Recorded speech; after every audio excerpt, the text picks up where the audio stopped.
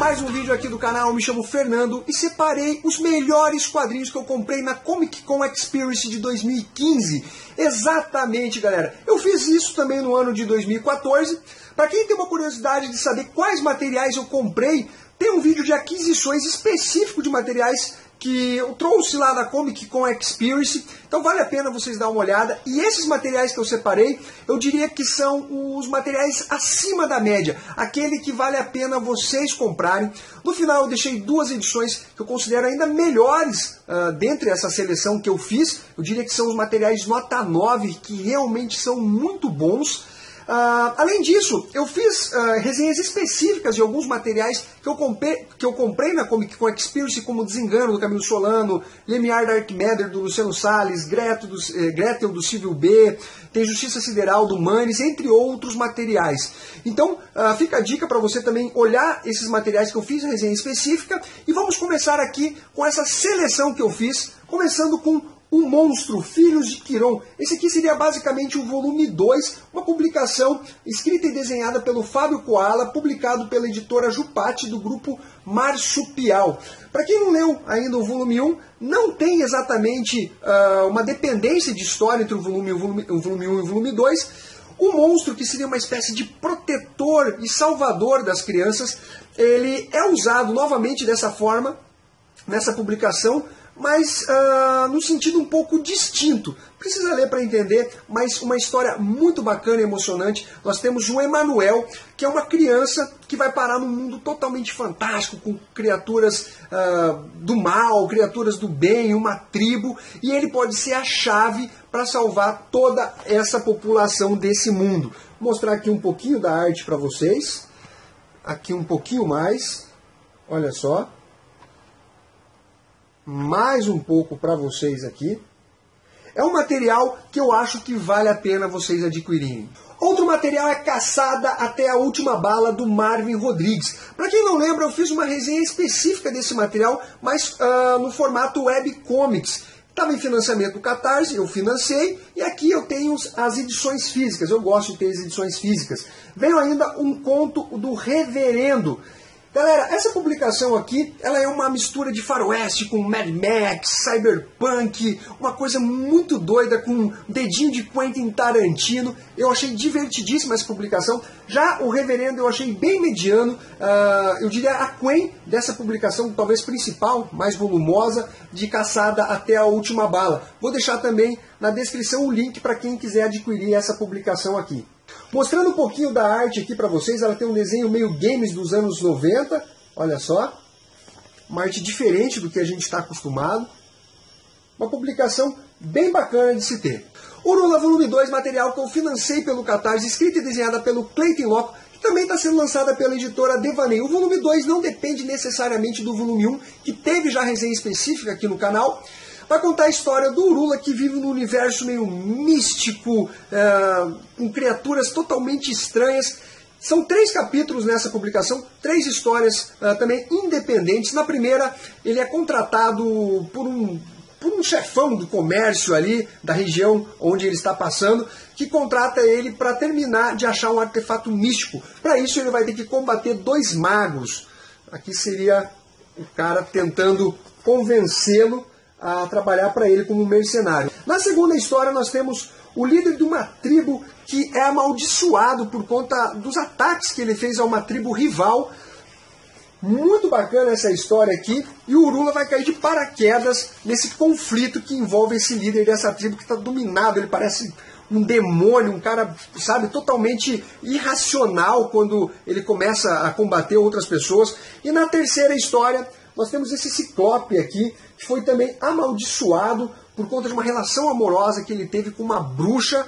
Ele meio que traiu ela, se apaixonou por outra pessoa e se transformou nesse ser. E o Urula vai auxiliá-lo.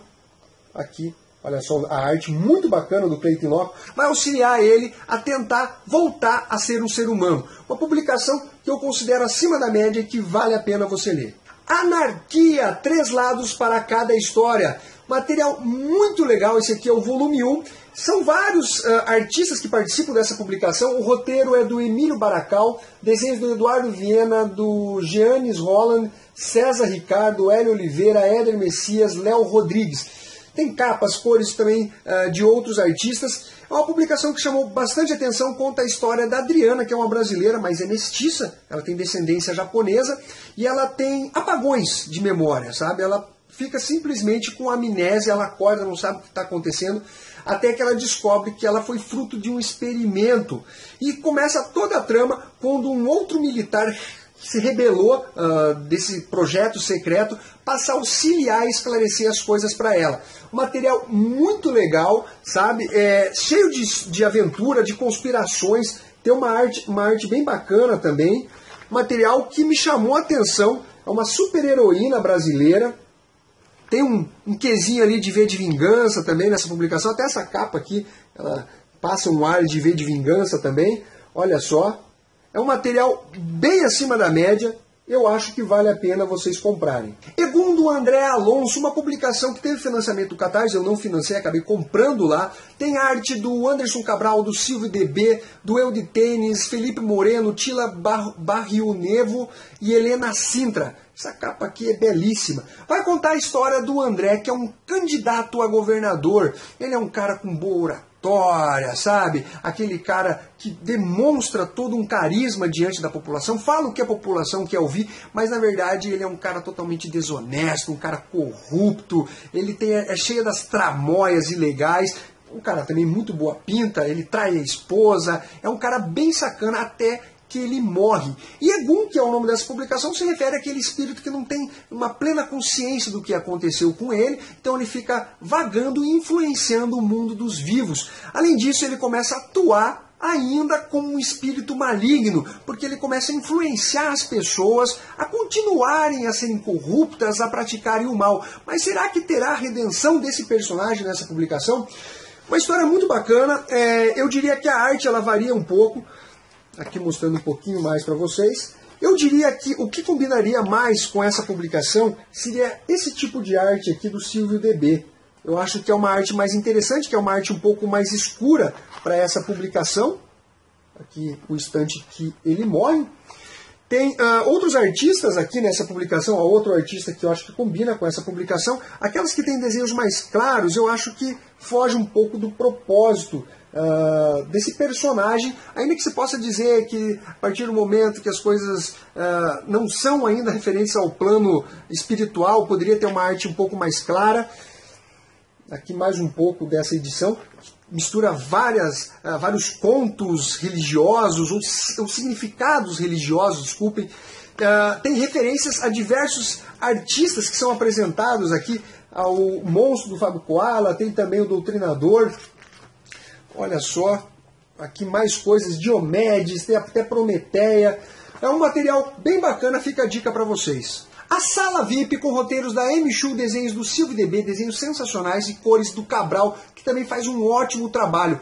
É um conto de terror muito legal, galera. Eis que 3 personagens que não sabem como vieram parar numa determinada sala. Eles se olham e, pô, o que está acontecendo aqui? Como eu vim parar aqui? Quem são vocês? Eles não se conhecem e a trama começa em volta dentro desse mistério envolvendo esses 3 personagens, até que coisas estranhas começam a acontecer nessa sala VIP. Galera, material muito legal. Olha a arte dessa publicação aqui, muito interessante. Vou mostrar um pouquinho mais para vocês aqui. Olha só. Eu não posso mostrar muito mais, que senão eu vou acabar soltando spoiler para vocês. Mas é um conto de terror muito bacana. Eu não sei se eu vou conseguir encontrar esse material aqui para apresentar para vocês com um link na descrição, mas vale muito a pena. Para finalizar, galera, os 2 materiais que eu selecionei como nota 9, sim, aqueles que são indispensáveis para qualquer colecionador, ainda que as publicações anteriores também sejam muito boas e que vale a pena vocês terem também. Mas vamos começar aqui com 7 Vidas do André Diniz e do Antônio Éder. roteiro do André Diniz e desenhos do Antônio Éder. Nessa publicação autobiográfica do André Diniz, ele começa a contar alguns momentos da vida dele, até que ele decidiu fazer regressão, aquela coisa de você voltar para a sua infância e também para vidas passadas. E ele começa a descobrir várias coisas que para ele, pelo menos, começa a fazer algum sentido e começam a ter coincidências com o que ele vive na atualidade. É uma história sensacional, galera, muito bem escrita. Os desenhos são bem interessantes do Antônio Éder. Eu achei que combina plenamente com essa publicação aqui. Olha só. Você vai descobrindo os locais que ele viveu numa Itália antiga. Ele já foi uma espécie de monge ou padre. Uma publicação realmente interessante. E fica aquela coisa, será que ele era uma pessoa de bem no passado? Ou ele poderia ser talvez um homicida, um estuprador? Como é que é a vida desse cara aí? Obviamente contando essas histórias de vidas passadas. Eu acho bem interessante esse tema, ainda que eu não leve muito a sério essa ideia de vidas passadas. Eu acho que traz uma imaginação muito criativa e é interessante. Depois que eu li esse livro aqui, essa HQ, eu fiquei com interesse de fazer uma regressão, sabe, para vidas passadas, para ter uma ideia do que seria essas vidas passadas, se talvez uma criação do meu subconsciente, como seria isso daí? Ainda assim eu acho que daria um bom tema para quadrinho, como foi exatamente o que o André Diniz fez nessa publicação. Outro material realmente excelente é Por Mais Um Dia com Zapata, do Daniel Esteves, Alex Rodrigues e Al Stefano.